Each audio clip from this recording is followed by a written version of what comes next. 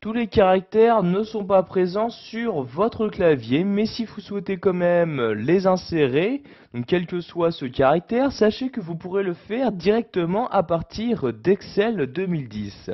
Donc pour accéder à ces différents caractères dans ce tableur, vous vous rendez en haut et cliquez ici sur l'onglet Insertion. Une fois dans cet onglet, vous vous déplacez tout à droite de celui-ci et cliquez ici sur Symbole comme ceci. Vous avez donc maintenant une nouvelle fenêtre qui s'ouvre. Dans cette fenêtre apparaissent tous les caractères spéciaux disponibles et insérables dans votre document.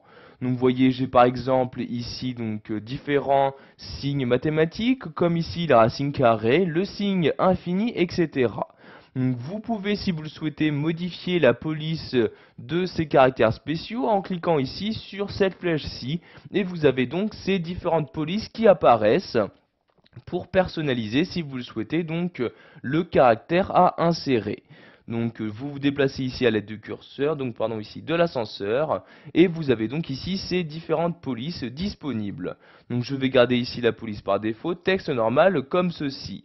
Donc vous vous êtes sûrement rendu compte, il y a énormément de caractères spéciaux. C'est pourquoi vous avez la possibilité de les filtrer en sous-ensemble. Donc en cliquant ici sur cette flèche-ci, vous pourrez accéder à un sous-ensemble plus rapidement. Donc si par exemple vous souhaitez insérer un opérateur mathématique, une flèche, un symbole monétaire, un exposant, etc.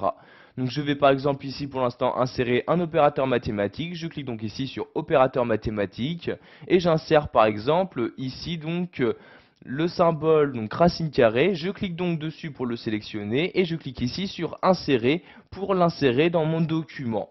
Donc ce symbole, ce caractère va être inséré automatiquement dans la cellule qui était sélectionnée. Donc ici vous voyez cette cellule, il y a bien ce caractère qui apparaît à l'emplacement souhaité.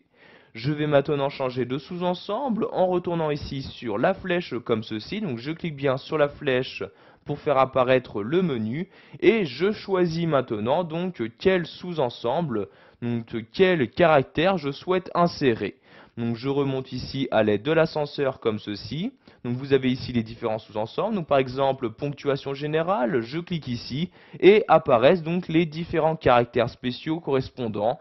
Donc par exemple ici, si je souhaite insérer le caractère pour 1000 comme ceci, je le sélectionne en cliquant dessus, puis je clique tout simplement sur insérer et voyez celui-ci s'insère bien dans la cellule correspondante.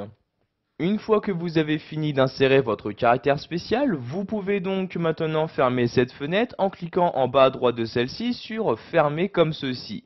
Donc sachez que tout caractère spécial que vous avez inséré se gère exactement comme tout caractère, vous pouvez y apporter les modifications que vous souhaitez.